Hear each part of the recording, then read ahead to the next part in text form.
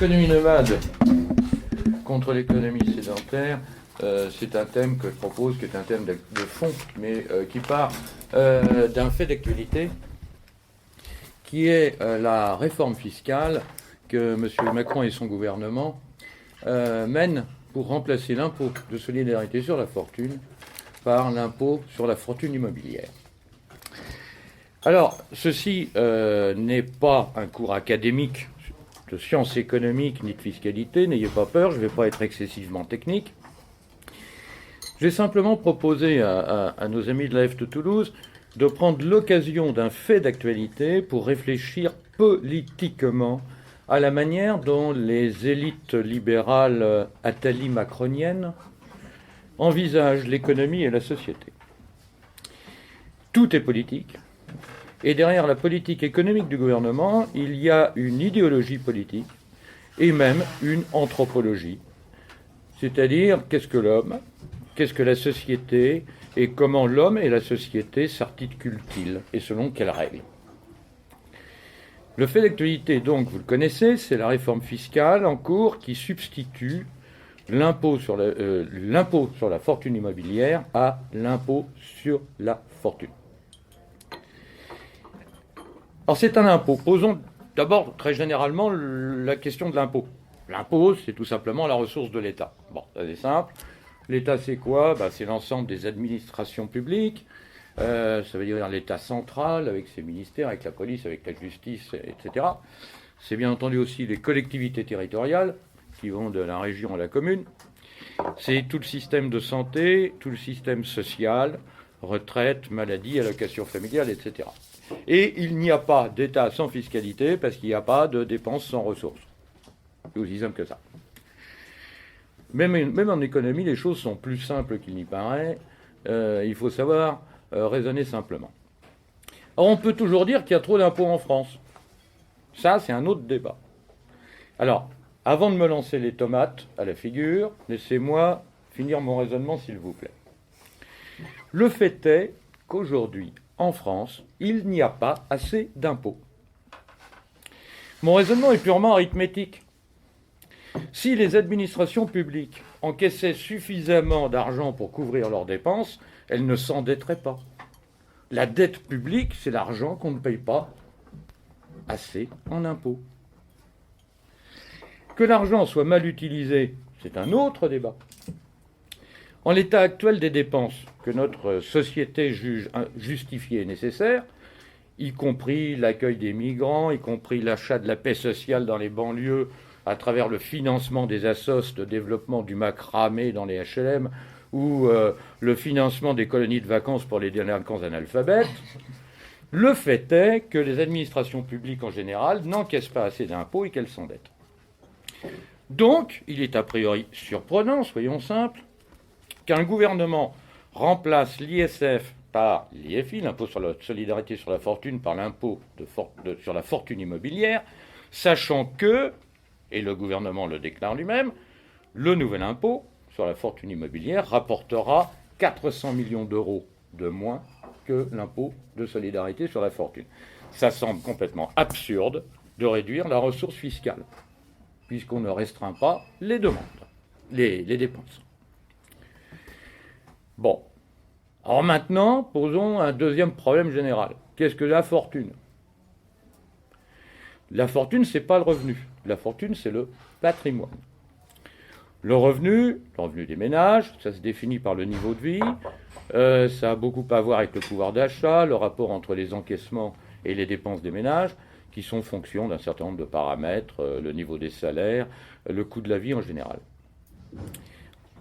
Pour ceux qui croiraient encore au progrès, tant pis pour eux, je vous rappelle que vers 1960, à Paris, un ouvrier qualifié, un ouvrier de chez Citroën par exemple, qui est de Javel, un ouvrier faisait vivre avec son seul salaire une femme au foyer et 2 enfants à Paris intramuros. Aujourd'hui, pour vivre décemment à 4 personnes en se logeant à Paris, il faut un minimum de 4 à 5 000 euros par mois. Ça veut donc dire qu'un ouvrier parisien gagnait en 1960 4 à 5 000 euros. En réalité, malgré les mirages de la société de consommation, les revenus moyens stagnent, voire régressent depuis 1975 pour les salariés. C'est vrai en France, c'est surtout vrai aux États-Unis, où les revenus ont tendance à régresser. Il paraît que ça s'appelle le progrès. Pour revenir à la fortune et au patrimoine, puisque la fortune c'est le patrimoine est constitué de deux choses, des biens immobiliers et des biens mobiliers. Alors les biens mobiliers, faut faire simple, c'est ceux qu'on peut déplacer. Mobilier égale mobile. Alors c'est les meubles à proprement parler, lorsqu'ils ont une valeur vénale. C'est les objets d'art, les titres, ce qu'on appelle les titres, actions de société, obligations publiques et privées, produits financiers divers, assurance vie, SICAV, OPCVM. On y rajoute les voitures, les bateaux et les avions privés, les métaux précieux, d'où le débat sur est-ce qu'il faut taxer les lingots d'or, les bijoux, etc., etc. Plus, bien entendu, dans le patrimoine, vous avez de la monnaie, sous forme physique, c'est des billets, mais aussi, comme c'est la règle générale aujourd'hui, à 90%, sous forme scripturaire, c'est-à-dire des inscriptions sur des comptes qui vont du compte d'épargne au compte courant. Ça, c'est les biens mobiliers. C'est ce qu'on peut bouger. Les biens immobiliers, c'est ceux qu'on ne peut pas déplacer.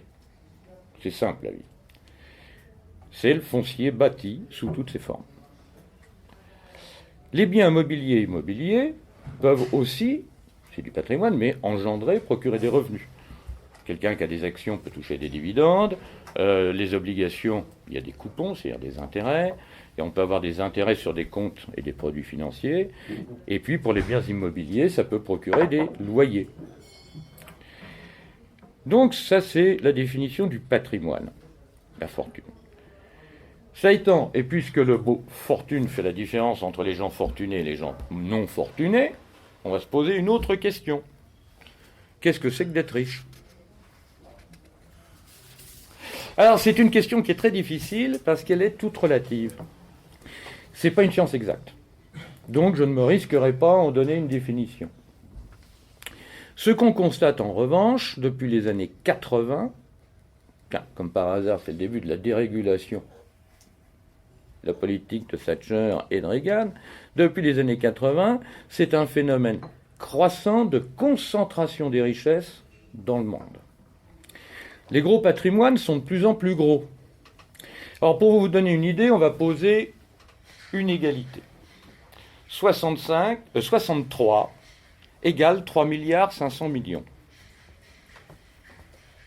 Non, je suis pas en train... Non, j'ai pas bu. 63 égale 3 milliards 500 millions.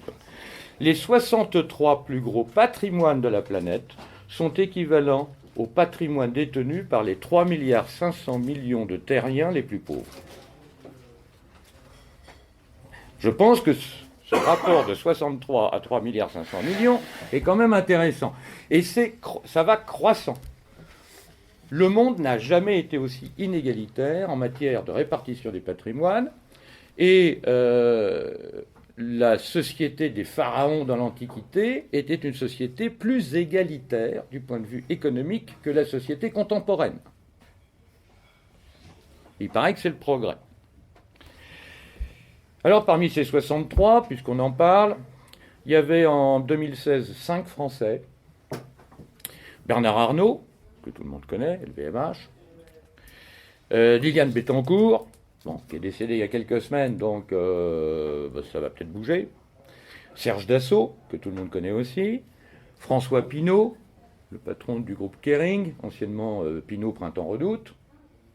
Et Patrick Drahi, qui est à la tête de la holding de participation Altis. Alors, dans le projet de substitution de l'ISF par l'IFI, le gouvernement a décidé que la fortune commence à 1 300 000 euros, puisque c'est le seuil d'assujettissement de l'impôt.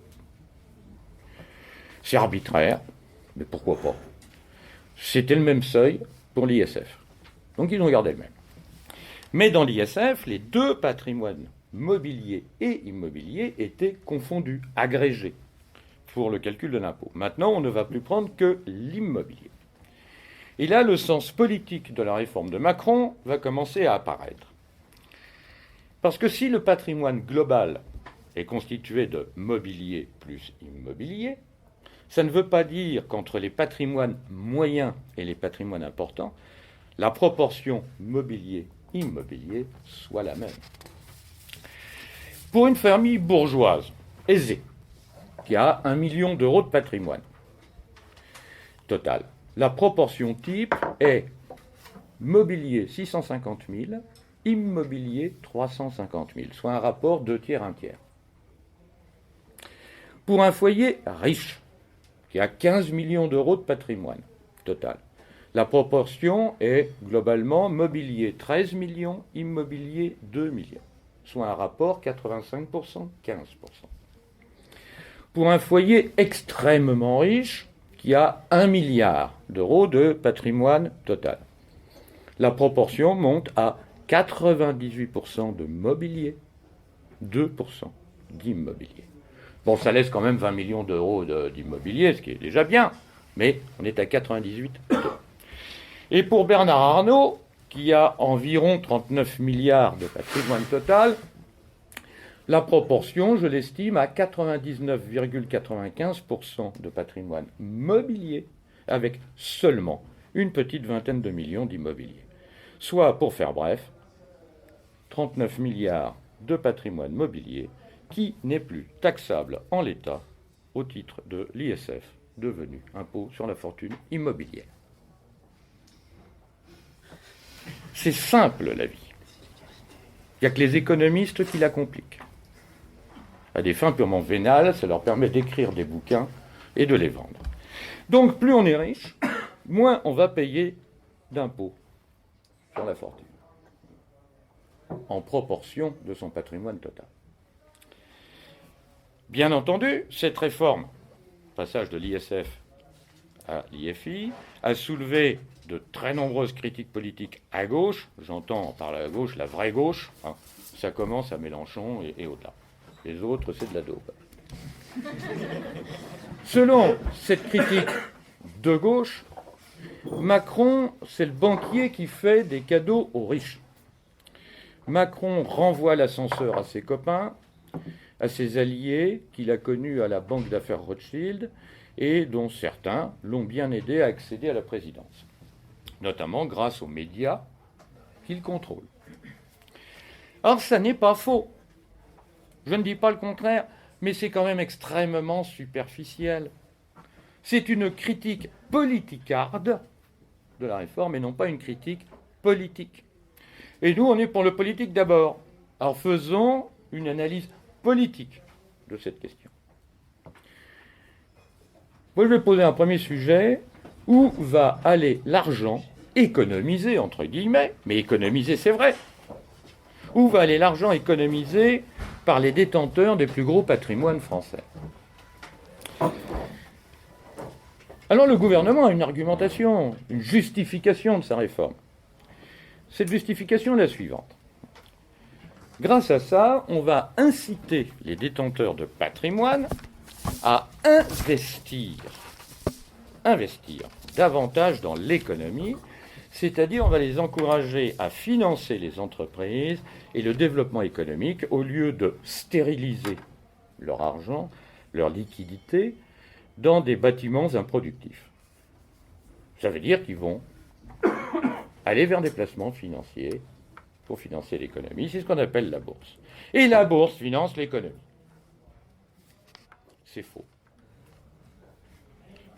C'est faux.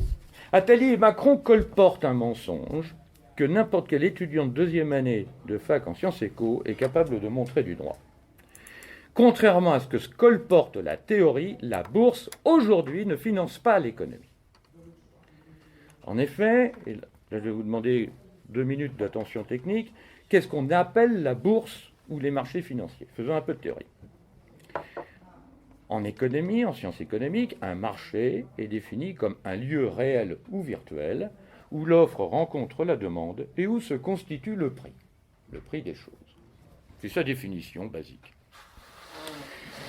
La bourse, qui est un marché financier, est bien le lieu où des offreurs de capitaux, qui ont des liquidités, rencontrent des demandeurs de capitaux, c'est-à-dire des entreprises qui ont besoin de financer leurs investissements et leur croissance.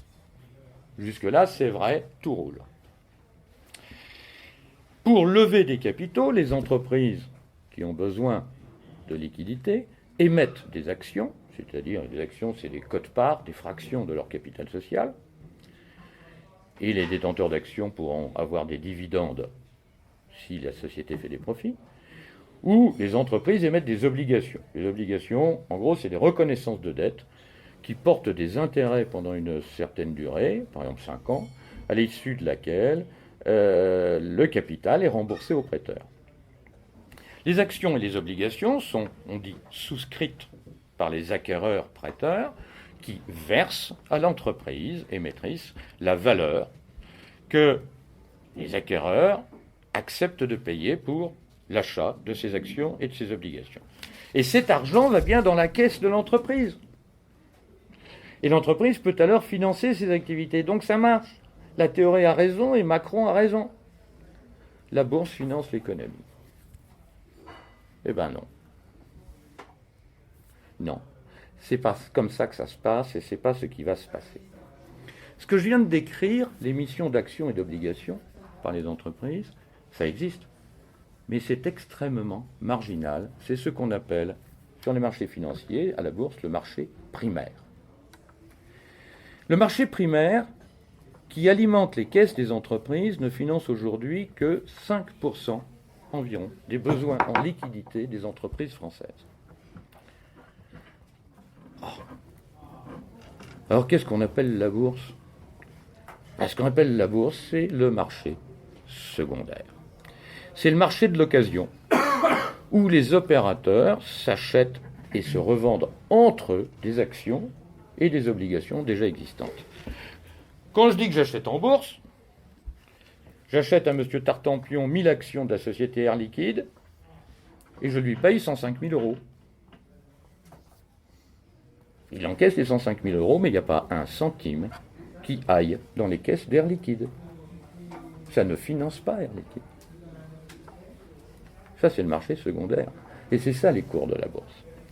Et les fameux cours de la bourse sont les prix des actions et des obligations d'occasion, comme il y a un marché des voitures d'occasion. Mais ça ne finance pas l'économie.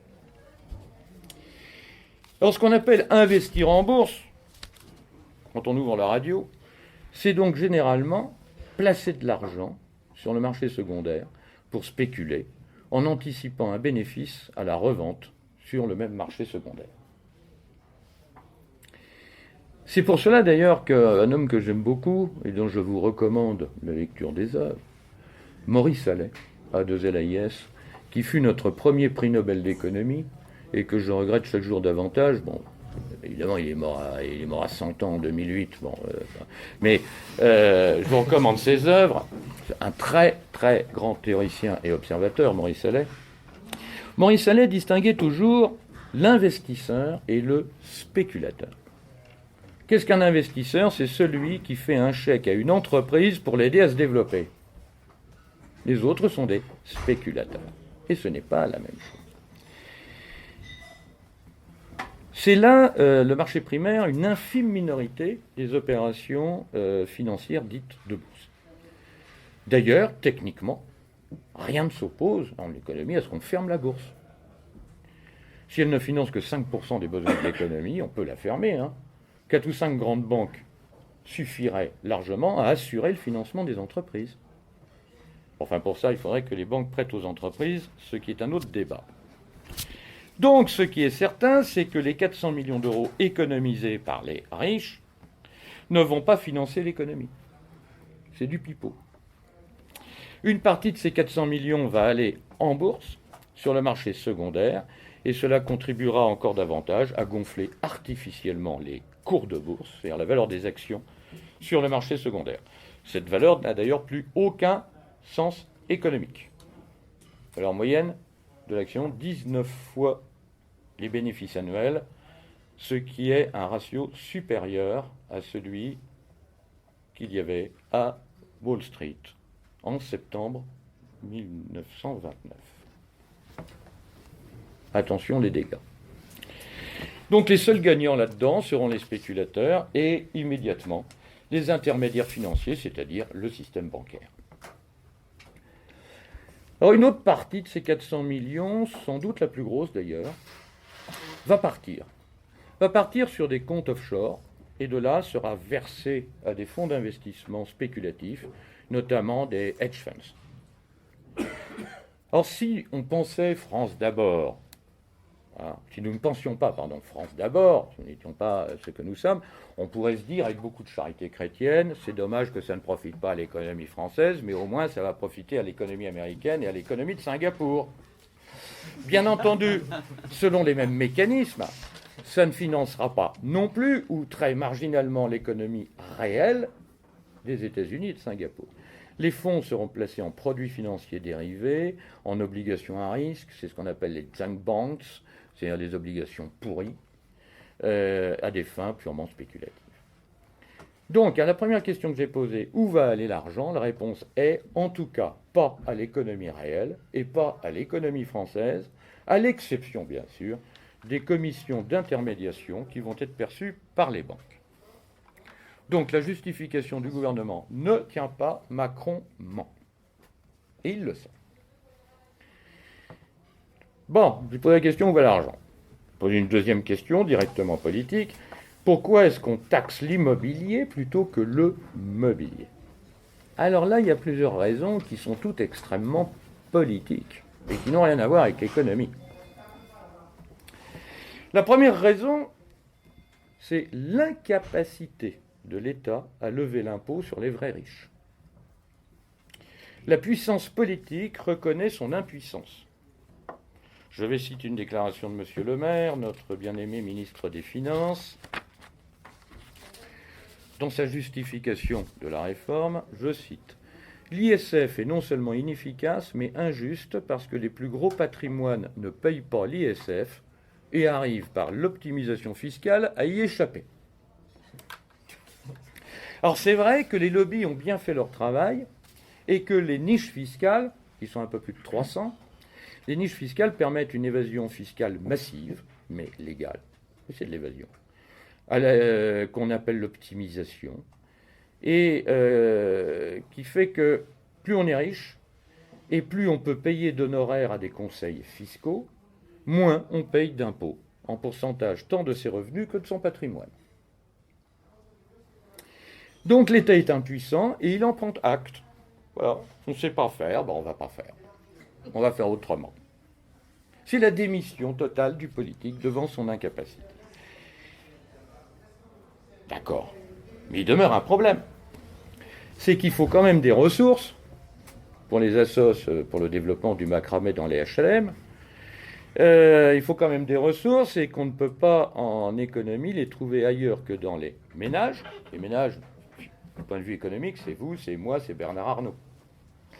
Les personnes physiques, si vous voulez, ou les entreprises. D'ailleurs, c'est bizarre, je dis ça comme ça.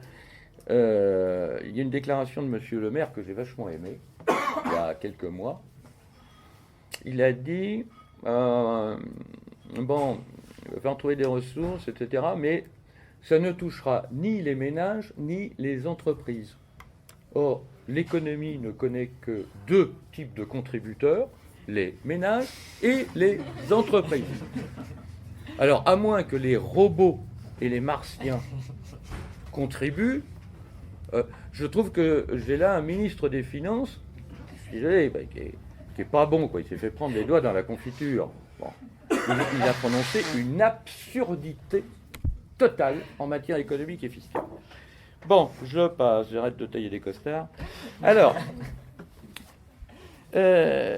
donc il faut que soit les ménages, soit les entreprises payent.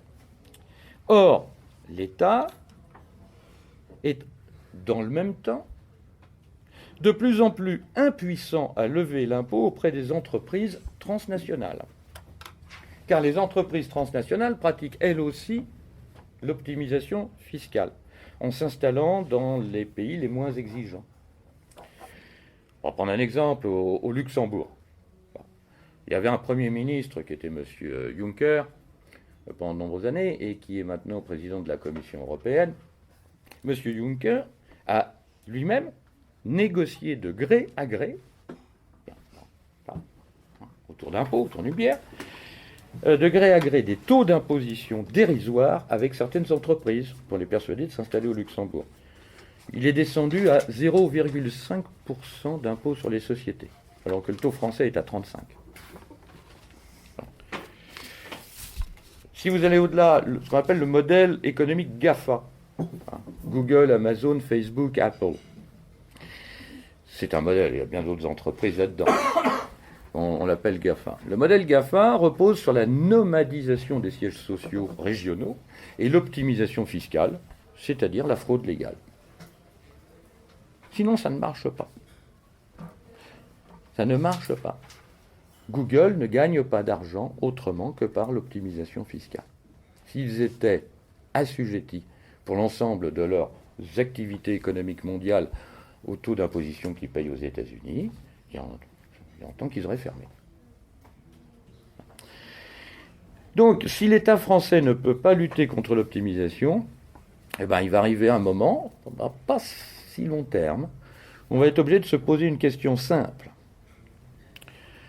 Qu'est-ce qu'on ferme d'abord? Les services d'urgence des hôpitaux ou les écoles maternelles? C'est un choix compliqué, et pour éviter un tel désastre politique, l'État n'a d'autre possibilité que de taxer les petits ménages, petites entreprises, et les sédentaires, ceux qui ne peuvent pas nomadiser. La réforme de l'ISF en impôt sur la fortune immobilière est donc en premier lieu le constat et la conséquence d'une impuissance politique. C'est l'aveu de l'impuissance du politique en matière fiscale. Bon, c'est déjà grave politiquement. Il y a une deuxième raison de ce passage de l'ISF à l'IFI, qui est, de mon point de vue, la mondialisation des échanges financiers et surtout l'accélération dans le temps de cette mondialisation. L'actionnaire, le spéculateur de Maurice Allais, c'est plus celui du capitalisme de papa. Là aussi, il faut avoir des idées simples. L'actionnaire, traditionnellement, en France, achetait des actions et les conservait. Il y avait un fonds de rayon dans le portefeuille. Il y avait Air Liquide, il y avait Air France. À partir du moment où on a privatisé, etc., il y avait des sociétés de fonds. Dans les années 60, un détenteur d'actions d'une société cotée, gardait ses actions en moyenne 3 ans avant de les revendre. C'est une moyenne. Dans les années 90, la durée moyenne de détention d'une action était de 3 semaines. Alors aujourd'hui, je vous pose la question, quelle est la durée moyenne de détention d'une action au niveau mondial, d'une action de société cotée? C'est pas de l'ordre du dixième de la seconde, du millième. Alors on va y venir. La durée de détention moyenne est de 3 secondes. Et ça comprend les actionnaires stables et les noyaux d'actionnariat.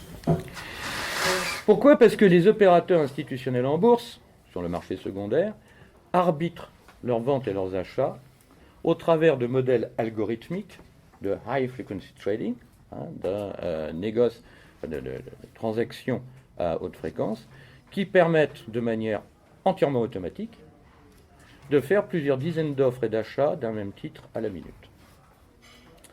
Alors il va sans dire que là, dans ce système actuel, on n'analyse plus la valeur des actions, on n'analyse que des tendances de marché qui sont des tendances purement psychologiques. L'économie n'a rien de rationnel de ce point de vue aujourd'hui. La question qu'on se pose, c'est pas combien vaut l'action, c'est est-ce que le marché est acheteur ou vendeur à un instant T et pour la minute qui vient. Alors il y avait une fiction, c'est la théorie toujours. Aujourd'hui, toutes les théories économiques sont devenues des fictions. Oubliez tout ce qu'on a appris en économie. La fiction veut que la valeur du moment d'une action soit l'anticipation par le marché, une anticipation rationnelle, logique, argumentée, de la capacité d'une entreprise à faire des bénéfices à moyen terme. D'accord. Quand vous donnez 60 ordres à la minute sur la même valeur, sur le même titre, est-ce que ça joue encore? Expliquez-moi ce qui, à l'exception d'une guerre nucléaire, peut modifier fondamentalement la valeur, ce qu'on appelle les fondamentaux d'une action stable, mondiale, avec un business mondial comme Air Liquide. Qu'est-ce qui peut changer dans l'environnement d'Air Liquide en 1 heure? Rien.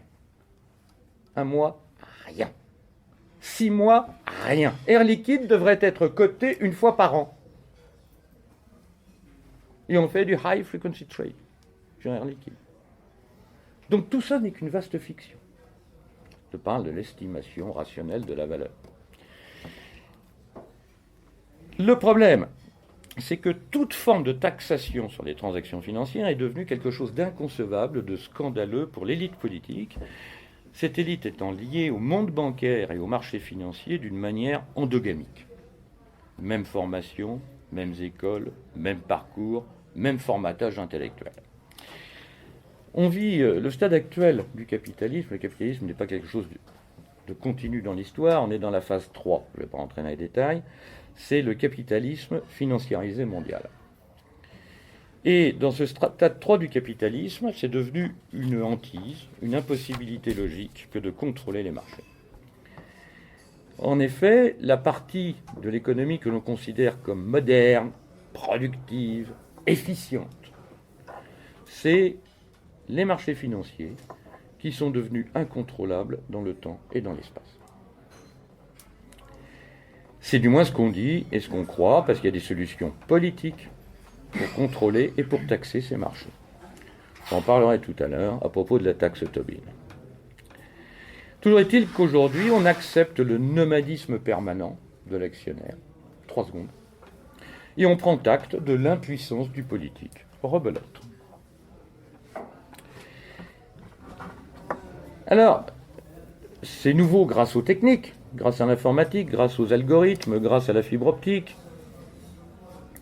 Pour vous expliquer à quel point tout ça joue considérablement, la bourse de Londres,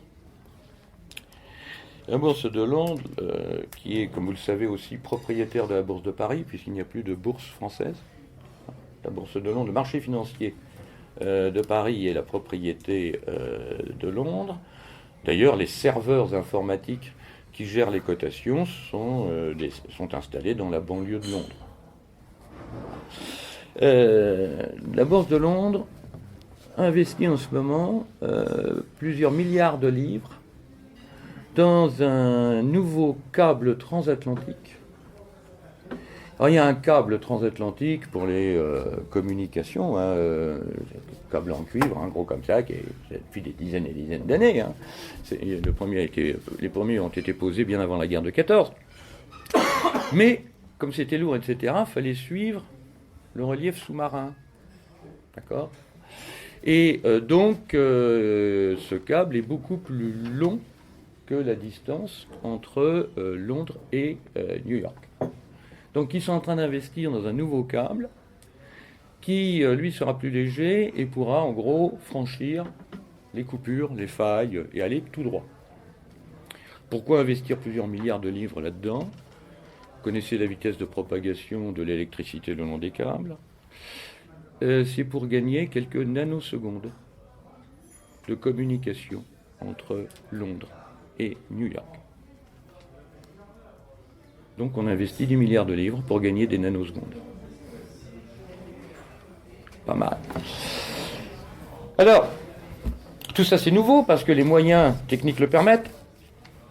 Mais au fond, il faut bien voir que ce nomadisme de l'actionnaire est tout à fait conforme à la doctrine même du libéralisme et depuis toujours. Le texte fondateur de la doctrine économique libérale, c'est l'essai sur l'origine et les causes de la richesse des nations d'Adam Smith en 1776. Et dès ce livre fondateur en 1776, Adam Smith y écrivait, le marchand n'a d'autre patrie que celle où il fait son meilleur bénéfice. Donc, si les moyens modernes permettent de gagner en efficacité, le principe est consubstantiel au capitalisme libéral.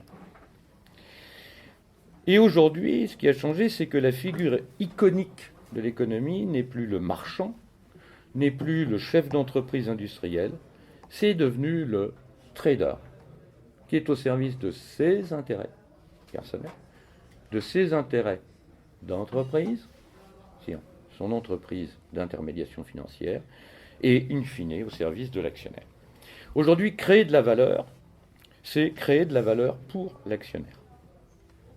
Éventuellement d'ailleurs, on pourrait y revenir au détriment de l'entreprise, car aujourd'hui, pour un certain nombre de sociétés cotées, les actionnaires détruisent les entreprises dont ils sont actionnaires.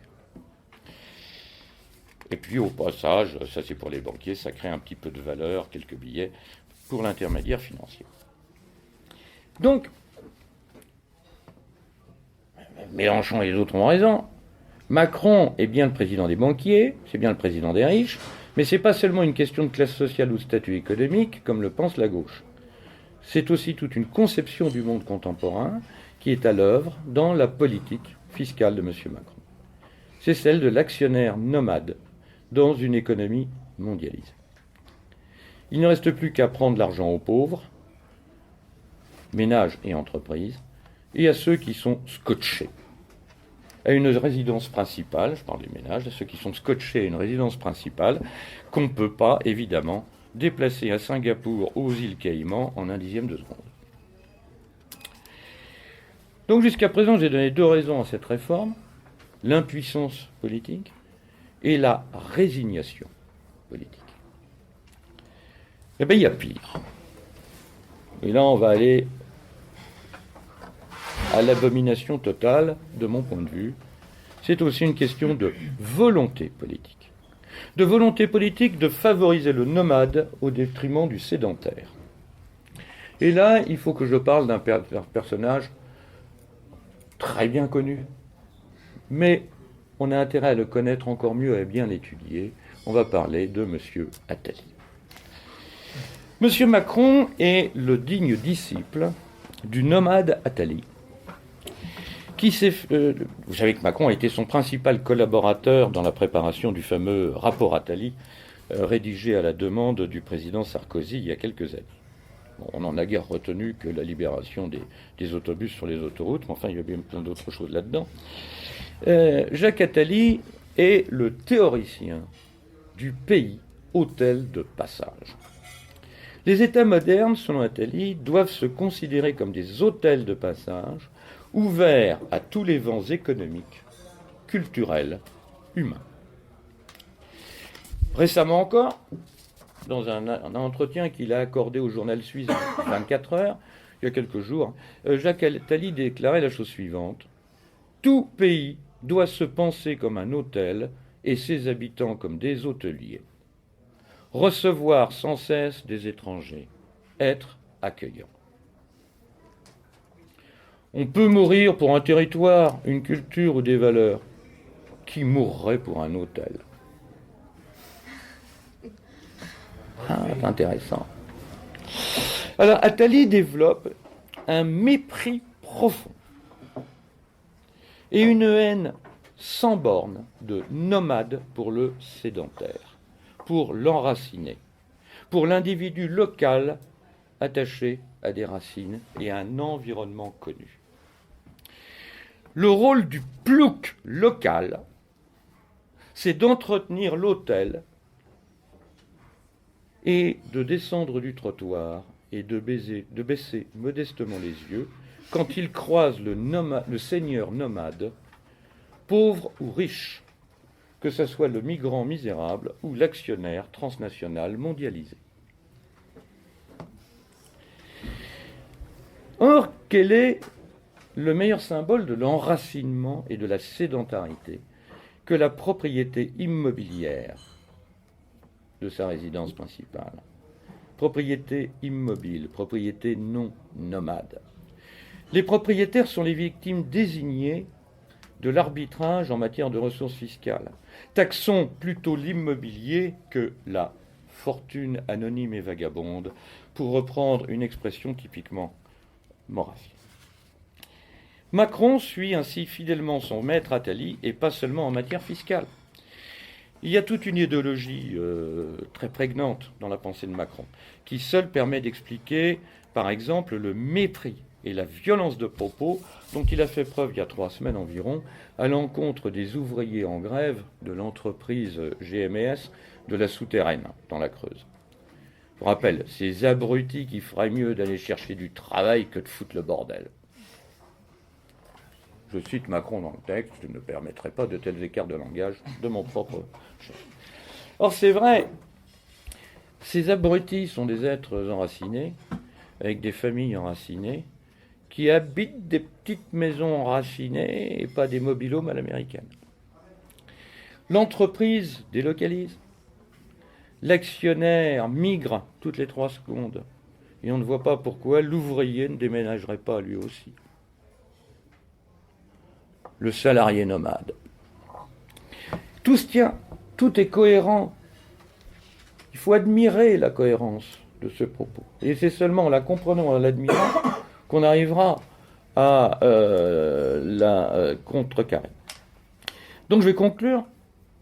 Et je vais conclure en disant que ce n'est qu'un début, parce qu'après cette réforme de l'ISF et de sa transformation en impôt sur la fortune immobilière, il y a de nouvelles menaces qui planent sur le patrimoine immobilier et donc sur les familles enracinées.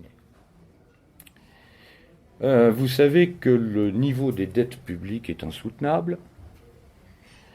Actuellement, la menace de faillite reste contenue par une politique de la BCE, une politique, et puis c'est vrai au Japon, c'est vrai aux États-Unis, une politique de taux directeur nul, donc à de l'argent gratuit. Mais ça ne va pas durer éternellement. Il est impensable que des États empruntent durablement de l'argent à taux zéro, voire avec des taux d'intérêt négatifs, comme c'est actuellement le cas, puisque je vous signale que sur l'ensemble des pays constituant la zone euro, il y en a 19 qui empruntent à des taux d'intérêt négatifs. C'est-à-dire que les gens qui leur prêtent de l'argent les payent pour emprunter. Ça mériterait qu'on y revienne, c'est beaucoup plus de l'économie que de la fiscalité, mais ça sent le gaz, quoi. Ça va pas durer. Et économiquement, c'est une absurdité totale. Donc un jour, les taux d'intérêt, sans doute assez vite, vont remonter et se posera le problème à nouveau du niveau excessif des dettes souveraines. Alors plusieurs solutions ont été envisagées, sauf bien sûr de taxer les riches. Alors le Fonds monétaire international, dont vous savez que la présidente est une Française, Madame Lagarde, notre ancienne ministre des Finances, le FMI, il y a 3 ans, avait émis l'hypothèse de ponctionner de 10% l'ensemble des dépôts et comptes bancaires. À la source. Bon. Alors, c'est une spoliation programmée des dépôts et des comptes sous toute forme des déposants sédentaires, parce que les autres s'en foutent. Leurs dépôts sont dans les paradis fiscaux. Donc ils ne seront pas ponctionnés. Les îles Caïmans n'ont pas de dette sédentaire. Les îles Vierges n'ont pas de dette souveraine. Les îles Vierges n'ont pas de dette souveraine. Les îles Caïmans n'ont pas de dette souveraine. Donc ils ne seront pas touchés. Donc c'est une spoliation programmée des déposants sédentaires et qui est aujourd'hui entrée dans la loi, en France comme dans le reste de l'Europe, comme vous le savez sans doute. Mais on sait déjà que cela ne suffira pas à résorber le problème de la dette. Alors il y a une nouvelle idée, il y a des idées en vogue. La nouvelle idée a été émise par un organisme public qui s'appelle France Stratégie. C'est un organisme public qui est chargé de conseiller le Premier ministre. Ces gens-là travaillent avec nos sous. Ils pensent avec nos sous. Le président de France Stratégie est M. Jean Pisani-Ferry, qui est un proche de M. Macron. Pisani-Ferry travaille à l'Élysée même, pour conseiller le Premier ministre. Alors, il s'agirait de deux choses. D'abord, il s'agirait de taxer les propriétaires occupant leur logement. Et de rajouter à leurs revenus, taxables selon le principe de l'impôt sur le revenu des personnes physiques, de rajouter à leurs revenus, dans l'assiette imposable, le montant des loyers fictifs qu'ils encaisseraient si leur domicile était loué au lieu d'être occupé par le propriétaire. Ne rigolez pas, c'est dément, mais on vit dans un monde de fous. Ne rigolez pas, je suis sérieux. Donc, le propriétaire serait supposé bénéficier d'un loyer qu'il se paierait à lui-même, et donc ça augmenterait ses revenus taxables à l'IRPP. C'est intéressant. Il y a une autre idée qui est encore plus récente. Il s'agirait que l'État confisque une partie des biens immobiliers, devienne copropriétaire de chaque bien immobilier des ménages, à hauteur, on ne sait pas encore, 10%, 20% de la valeur. Donc, la maison devient comme une société cotée, une société ou pas cotée, il y a des actions, et l'État nationalise 20% du capital social. Bon. Et donc confisquerait une partie des biens immobiliers possédés par des particuliers, et les propriétaires occupants verseraient à l'État une rente pour rembourser la dette publique. Bon, ça semble farfelu. Dans un monde absurde et dirigé par des maniaques, je ne dis pas que le pire est certain, mais il n'est jamais exclu. Ça, ce sont des réflexions qui sortent de l'Élysée, d'accord, et d'un organisme public financé par notre impôt. Donc le monde change, il va changer encore. Le monde change, et à mon avis, le monde change en mal. Dans les années 70, il y avait un prix Nobel d'économie, James Tobin, qui avait proposé de mettre en place une taxation sur les transactions monétaires, les échanges de devises, sur les transactions monétaires internationales. Pourquoi ? Il était simple, c'était pour limiter les mouvements purement spéculatifs et la volatilité des taux de change. Alors c'est vrai que dans les années 70, c'était déjà un problème, aujourd'hui c'est encore plus un problème. Quand on change du dollar contre de l'euro, la légitimité économique de cette transaction de devises, si j'achète des dollars avec des euros, c'est que j'ai une obligation commerciale, il va falloir que je paye en dollars un fournisseur américain qui veut être payé en dollars. C'est ça qui justifie le change en économie.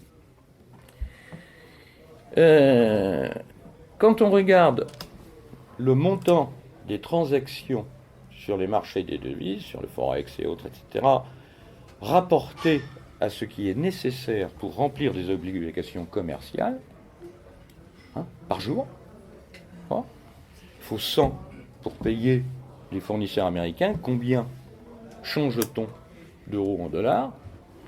On s'aperçoit que les transactions monétaires internationales représentent 99%. 99% des transactions sur les marchés monétaires sont justifiées uniquement par la spéculation sur les cours et seulement 1% par la nécessité de payer des fournisseurs étrangers.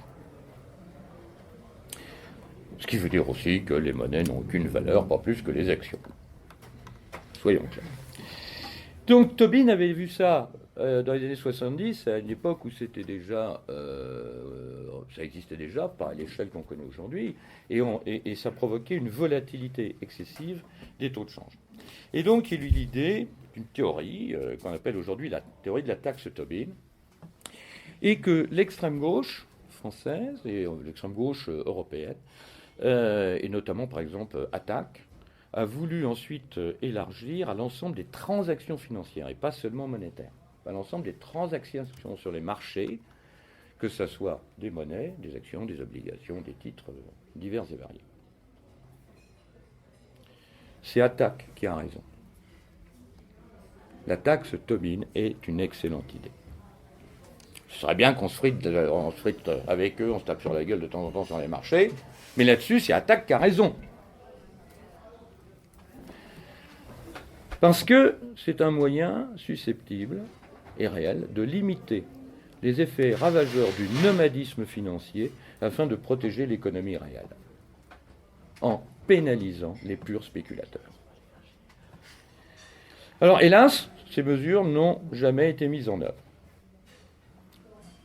Hélas. Bien au contraire, pour libérer encore davantage d'espace à la spéculation généralisée et à la dérégulation, et pour mieux en traiter les effets sur l'économie réelle, c'est l'immobilier qui trinque. C'est l'immobilier qui trinque au plus grand bénéfice de la fortune anonyme et vagabonde. Il y a donc dans la réforme de l'ISF en IFI bien plus que ce qu'en dit l'extrême gauche. L'extrême gauche, parce qu'il dénonce Macron, l'homme des banquiers, Macron, l'homme des riches, l'extrême gauche ne peut pas conceptualiser et dénoncer efficacement cette réforme néfaste, parce que cette extrême gauche n'a pas les catégories mentales nécessaires, et en particulier enracinement, nation, histoire, héritage, pays réel, économie réelle. Avec quelques échos décroissants, vous connaissez le principe de la décroissance économique, ce qui est extrêmement minoritaire dans le mouvement écologiste. Avec quelques échos décroissants, nous sommes aujourd'hui les seuls bien armés intellectuellement pour défendre la France contre l'offensive nomade. Nos seuls alliés sont chez les localistes qui ont lu Michéa. Alors cela, il ne faut jamais leur casser la gueule aux localistes qui ont lu Michéa. Ce sont nos alliés. Oui, Jean-Claude Michéa. Jean-Claude Michéa. C'est pas à nous, rassurez-vous. Et donc ce sont des échos, des anciens écologistes qui viennent de l'extrême gauche marxiste et qu'on appelle l'école localiste, qui privilégie une économie de proximité, qui privilégie la relation de proximité, la relation humaine, etc. etc. Et cela, il ne faut pas leur casser la gueule, même s'ils se disent de gauche. Nous sommes avec eux les seuls à peu près bien armés intellectuellement, donc je disais, pour défendre la France contre l'offensive nomade. Et quand on parle de nomade, j'espère que vous aurez compris à travers ces quelques propos, excusez-moi, quelquefois techniques, qu'il n'y a pas comme nomades menaçants que les migrants maliens et les Afghans.